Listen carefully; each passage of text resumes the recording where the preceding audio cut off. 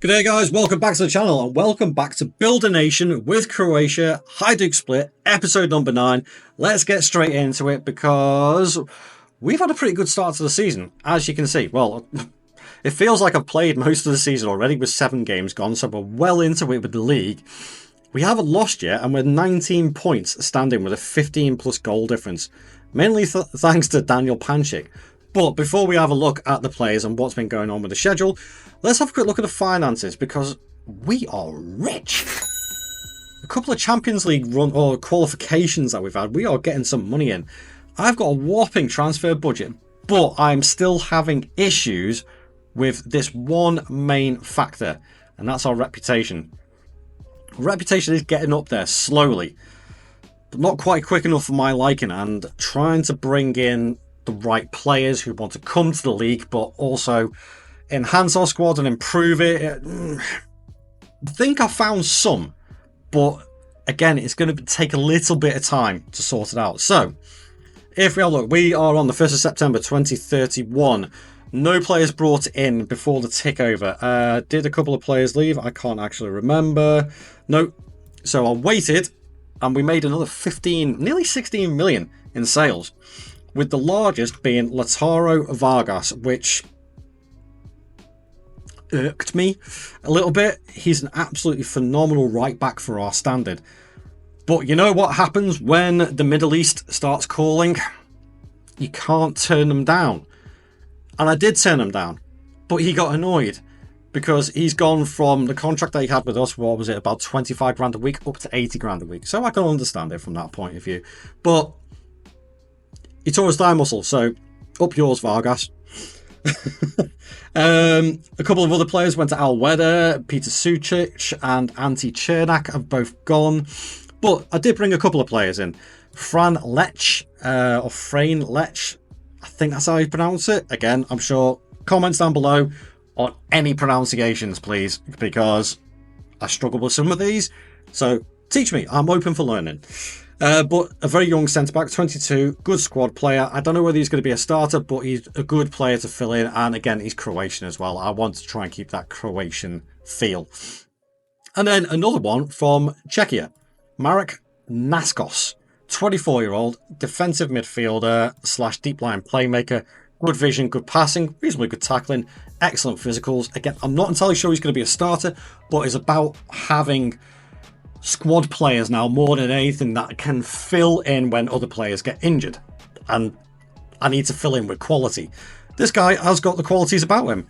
Good anticipation, good decision making, so I don't see why he won't be a success. The only problem is he doesn't like big games. Champions League, every game is a big game. So again, something I'm going to have to watch out for. But squad-wise, we're looking stacked again. I've got 4 goalkeepers. I mean, I only need 1, but it is what it is. Star players that have already started out this season. Ignore the injuries. Don't panic. Carrasco is going to be our standout. And Durdov, again, unfortunately got injured. He's out for 4 to 6 weeks. Jurica is out with a hip injury, and our star striker has pulled his calf muscle, but is only out for a couple of weeks. Thankfully, 8 goals and 3 assists in 10 games is incredible to start off with. And again, I get sometimes when I'm playing this game, I get a little bit waylaid into thinking sometimes if they have really poor work rate or poor teamwork that they won't be good players. This guy has proven me wrong time and time again. He has now been at the club for 3 seasons. 24 in the league, 30 goals last season, 31 the season before on his debut season. He's on course to break that already, as long as he doesn't get any more injuries. Fingers crossed he doesn't. Fingers crossed. Because, as I say, the start of the season has been electric. We've only drawn 1 and won the rest. Again, I can't ask for more than that. And the fact that we've only conceded 4 goals all season so far. That's including a qualification into the Champions League as well. Speaking of the Champions League, let's have a quick look at our fixtures, because it's not too bad. I think there are some winnable games here, but that end there with Bayer Leverkusen and Bayern Munich, I'm not looking forward to that one. But without further ado, let's go run the highlights and find out what actually happens Can we progress into the knockout rounds at least, just to show a little bit of progress again? That's what I'm after. Let's go and find out. As we rolled into season number 9, I wanted us to dominate domestically first and foremost, and that's exactly what we did. A 5-1 win versus Sibinek, a 3-0 versus Dynamo, a 3-0 versus Varazdin, and a 3-1 versus Istra, with only 2 losses to Osijek, annoying, and Varazdin, meant we secured a hat-trick of back-to-back-to-back league titles by a whopping 16 points. In the Croatian Cup, this is the one that we wanted. A 7-2 win versus Segastia, 3-2 versus Dinamo, and a 5-0 versus Karlovac set us up for semi-finals against our main rivals Osijek, who we resoundingly whooped 4-0 to reach the final versus Varazdin. And to be fair to the Varazdin, they made it extremely difficult. A 5-2 win in the first leg made it look comfortable, but in the second leg, a 3-3 draw made things very competitive, but in the end, and after 5 years of waiting, we finally have another Croatian Cup. In the Champions League, it was back to normal. After beating Astana 6-1 on aggregate, we went into the league phase again, but with losses to Monaco, Chelsea, Celtic and Malmo meant we missed out on the knockouts by 1 point behind PSV. As a positive though, we somehow managed to beat Bayern 1-0 and battered Bayer Leverkusen 5-0 to end our league phase in style. Well, how about that then? We got a domestic, can you class it as domestic treble? A league win, a Croatian Cup win, and also the Croatian Charity Shield. I'm going to class that as a treble. You can correct me if I'm wrong in the comments down below, but I'm going to class that as a treble. And not only did we win the league, we absolutely and utterly trounced it this year. Finishing 16 points clear of Osijek, only losing 2 all season. I still want a clean sweep season where I don't lose a game and come close a couple of times. Only 17 goals conceded. 79 scored is incredible. Utterly incredible. If we have a look at the competitions, Croatian Cup, we ended up winning 8-5 in the Croatian Cup, which, again, is another great win. And also means now we have 3 Croatian Cups to our name. And if we have a look at the league as well, in the history, that's a treble of leagues and 6 in total in the 9 years. So 6 out of 9 is not bad at all. But the stumbling block is still the Champions League. And I'm a little bit annoyed at this. I thought we would have done better. And I don't know whether it's the players or the formation, but I just like attacking formation, so it's got to be finding the right players more than anything that can cope with the rigours of Champions League football. Because if we have a look at it, we just missed out. We lost 4 to Malmo, Celtic, Chelsea and Monaco, which actually, the Malmo and Celtic results have really, really annoyed me on that. I thought we would get a result there. But we drew with Red Star and drew with Sociedad. Again, those results, annoying. We should be winning them. But we ended up beating Bayern Munich and Bayer Leverkusen. Bayer Leverkusen, we battered 5-0.